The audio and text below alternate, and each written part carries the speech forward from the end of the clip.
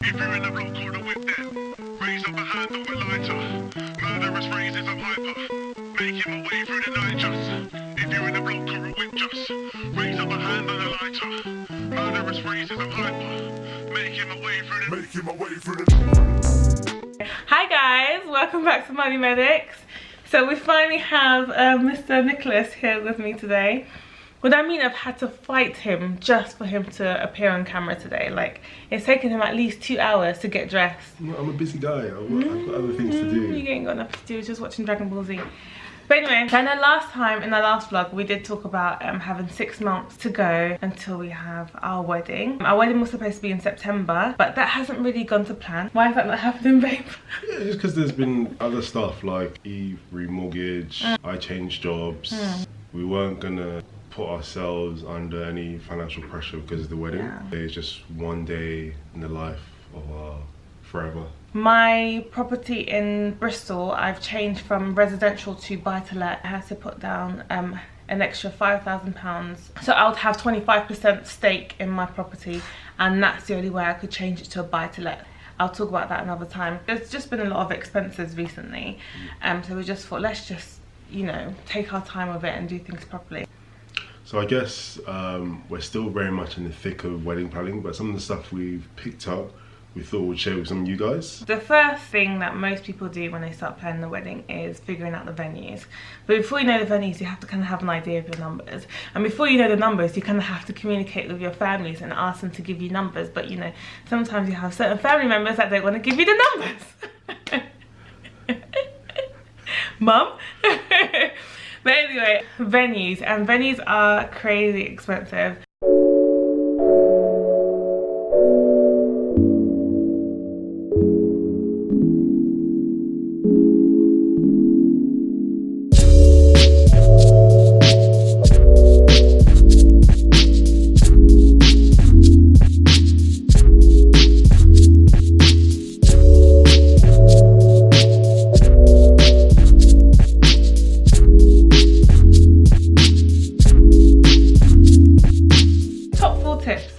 That we've found to be most useful so far. Okay, tip number one, being last minute.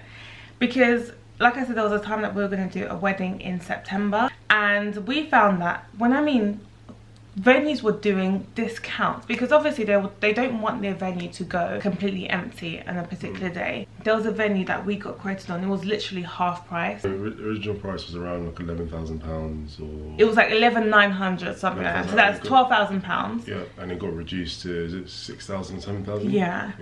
To me that was still a little bit expensive. Save up everything that you need, but then only 6 months before your wedding, then start looking for venues, then start looking for vendors, etc. But the thing is, you have to be very flexible, because if you have a set date in mind, that date might not be available. But yeah, I'm looking forward to it. I'm excited to just...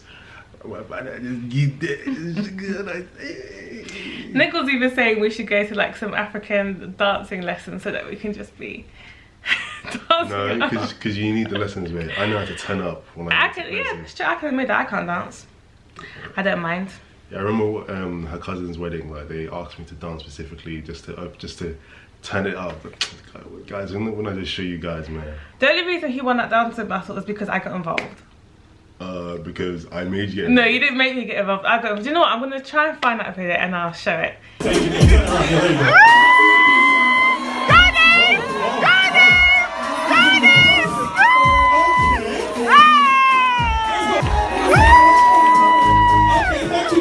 Because the only reason you won is because I got involved. Even me, I can't dance, but still, if not for me, you wouldn't have been able to win that one. So, sure.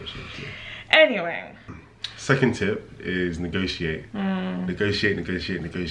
I think what worked for us was actually reaching out to some wedding venues and then getting quotes from 3 individual venues and actually playing them against off each other. So actually saying that, okay, we've been quoted this price, are you willing to budge? Even if they say, oh no, so we don't, this is a set price, then listen, there's always room for negotiation. Sometimes you might have to speak to someone senior because they might not have the authority to change any prices, so you might need to ask, oh, is it okay if I speak to manager? In a nice way, like not in a, like, you know, in a nice way. When you're negotiating with your venues as well, tell them a bit below your budget. So say, oh, my budget is like £4,000, what can you do? And see if, like, you know, you can negotiate so they'll meet in the middle, even though that's your real maximum. So all in all, I think, how much was our wedding venue? Was it £3,000? Yeah, 3,000. £3,000 for that. And bear in mind, this same wedding venue is £12,000 in August. Which brings us to our next point, time of year. January, February, October, November, those tend to be low season, and price difference, crazy.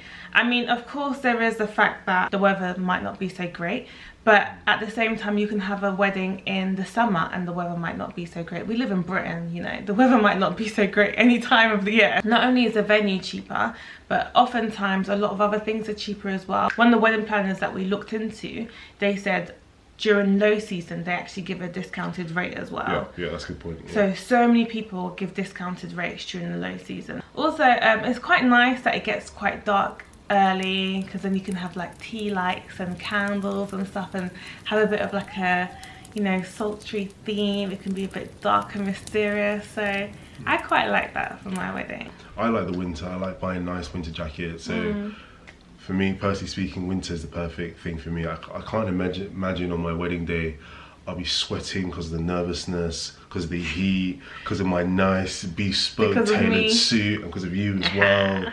No, you sweat a lot. I sweat quite easily, so I'm happy that I'm doing it in winter. Yeah.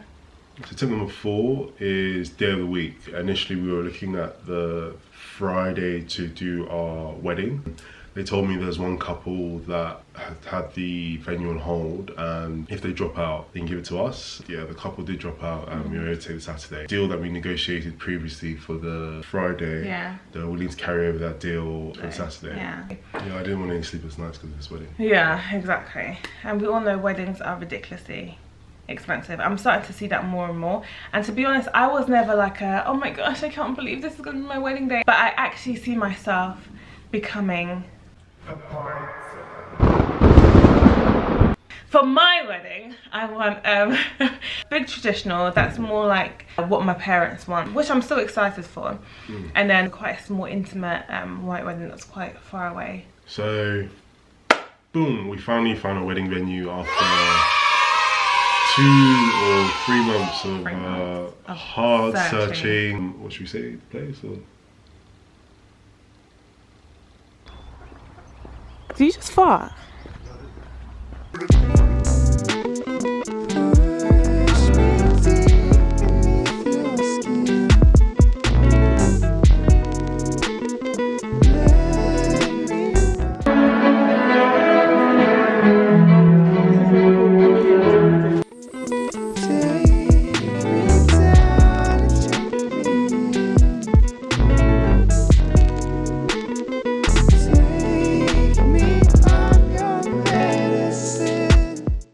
But the one thing that really sold it to me was the peacocks. They don't have animals like this in Nigeria, do they? Yeah, they do. So Nick's just found this peacock over here. We're thinking, what the hell? I didn't know peacocks could fly. Can we... you take pictures? Yeah, go towards it then. Not too close though. It might be dangerous. Oh, it's so beautiful. So stunning. Spend whatever you're comfortable with, and always remember it's just one day in your life of your marriage. Don't go overboard. And I know it's really tempting. From another perspective, it's like one day and it's your special day and you want it to be perfect in a sense. And I completely get that. But at the same time, I still have to reel myself back in and think, actually, do you know what? This day can still be special. This day can still be perfect without me having to like go into debt for it. So just make sure you plan your budget, have a set price that you're willing to spend, and try as much as you can to stick to it. Try and make it as much as possible what you want it to be. And we got to go. We got to go. It's time. Okay, let's go. Don't forget to like and subscribe, and we'll try and do another vlog very soon, hopefully about our next holiday, but if not, then we'll do another vlog very soon. Like and subscribe. Bye.